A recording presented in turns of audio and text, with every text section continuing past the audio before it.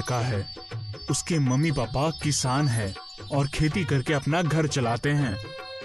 जितेश पढ़ाई में सबसे अच्छा स्टूडेंट है। सभी टीचर अक्सर बच्चों को जितेश का एग्जाम्पल देते हैं। देखो, तुम लोगों को साल भर पढ़ाया, फिर भी ये हाल है। और एक जितेश है जिसको एक बार पढ़ाने में ही सारी बात समझ में आ जाती है। देखना, एक दिन ये बच्चा हमारे स्कूल का नाम रोशन करेगा। जिस तरह टीचर जितेश को पसंद करते थे, उसी तरह एक मैडम जितेश से नफरत करती थी। वो अक्सर छोटी छोटी गलतियां ढूंढती थी ताकि जितेश को डांट सुना सके। बच्चों, सभी ने अपना होमवर्क कंप्लीट किया? क्या कोई ऐसा है जिसने अपना होमवर्क नहीं किया? मैडम कक्षा में घूमने लगती हैं। तभी उनकी नजर जितेश पे पड़ती है, जबकि क्लास में सबसे पीछे बैठा है वो। जितेश की स्कूल ड्रेस पुरानी है और थोड़ी फटी हुई भी है। मैडम जितेश को खड़ा करती है। ए लड़के, ये तुम्हारी ड्रेस को क्या हुआ? मिस, मेरी ड्रेस फट गई है।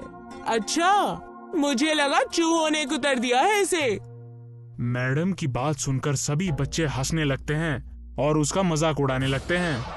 इस तरह बच्चों को खुद पे हंसना देख जितेश को बुरा लगता है, पर वो कुछ भी नहीं कह पाता और अपनी नजरें झुकाते हुए और चुपचाप खड़ा रहता है। इस तरह चुपचाप भूत जैसे क्यों खड़े हो? जितेश कुछ भी नहीं कहता। जब स्कूल यूनिफॉर्म बनाने की तुम्हारी हैसियत नहीं है तो इतने बड़े स्कूल में एडमिशन क्यों लेते हो? जाओ, जाकर किसी सरकारी स्कूल में पढ़ो, गरीब कहेंगे। मैडम की इस बात पे भी बच्चे वापस से हंसने लगते हैं और जितेश का वापस मजाक बन जाता है। इस तरह बार बार अपनी बेइज्जती देख जितेश की आंखों से आंसू निकल आते हैं और वो रोने लगता है।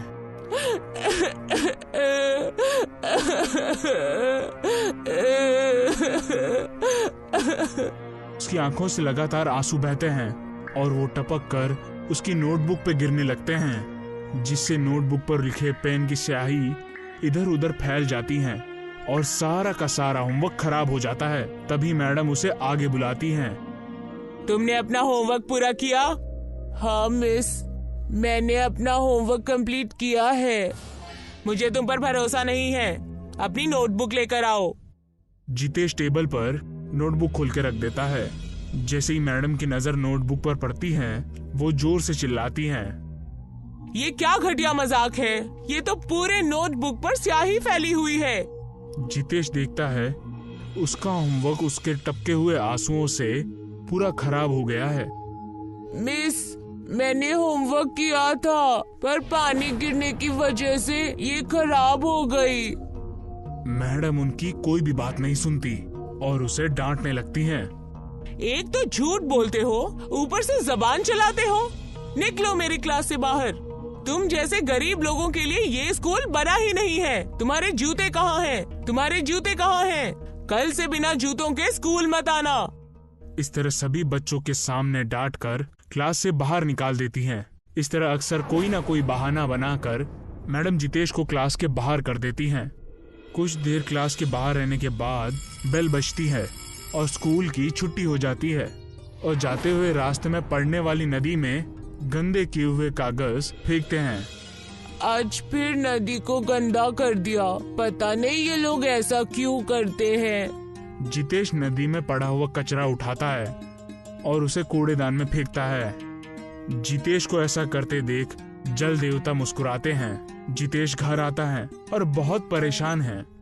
मेरे पास जूते नहीं हैं। अगर कल जूते पहन कर नहीं गया तो टीचर मुझे स्कूल में नहीं जाने देगी। क्या करूं? भगवान जी, मेरी मदद कीजिए। जितेश बहुत सोचता है और उसके दिमाग में एक ख्याल आता है और वो सामने पड़ा हुआ एक सफेद कागज उठाता है और उससे एक जूता बनाता है और जितेश उस जूते को अपने पाँव में पहनता है। अरे वाह, ये तो बिल्कुल फिट बैठ रहा है। अब कल से यही जूते पहन कर जाऊंगा। अब जितेश के पास एक जोड़ी जूते तैयार हैं। चलो, अब इन जूतों को काले रंग से पेंट करेंगे और ये हो गए मेरी यूनिफॉर्म के शूज तैयार। जितेश दोनों जूतों को काला पेंट करता है जिससे दोनों जूते बिल्कुल यूनिफॉर्म के रंग में हो जाते हैं। अगले दिन जितेश अपने स्कूल में ये कागज के जूते पहनकर जाता है। जैसे ही उस पर मैडम की नजर पड़ती है, वो उसे आवाज देती हैं। ए लड़के, तुम। हाँ हाँ, तुम ही को बोल रही हूँ, इधर आओ। मैडम देखती हैं कि जितेश ने आज जूते पहने हुए हैं। अच्छा किया जो जूते पहन कर आए हो, वरना आज तुम्हें स्कूल में दाखिल नहीं होने देती। चलो अपनी क्लास में जाओ। जितेश चुपचाप अपने क्लास में चला जाता है। जितेश ने आज भी अपना होमवर्क किया है। मैडम सबका होमवर्क चेक करती हैं। सब लोग अपना होमवर्क दिखाने के लिए लेकर आओ। जितेश, अपनी नोटबुक लेकर आओ। ये क्या, आज पहली बार तो जूते पहन कर आए हो, और वो भी इतने गंदे जूते। साफ करो इन्हें।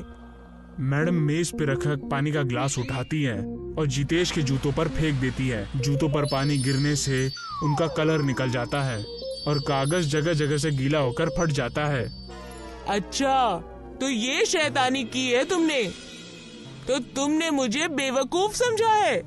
नहीं, ऐसी बात नहीं है मैम। जब तुम्हारी एक जोड़ी जूते खरीदने की औकात नहीं है, तो तुमने स्कूल में दाखिल क्यों लिया? तुम जैसे गरीबों के लिए ये स्कूल बना ही नहीं है।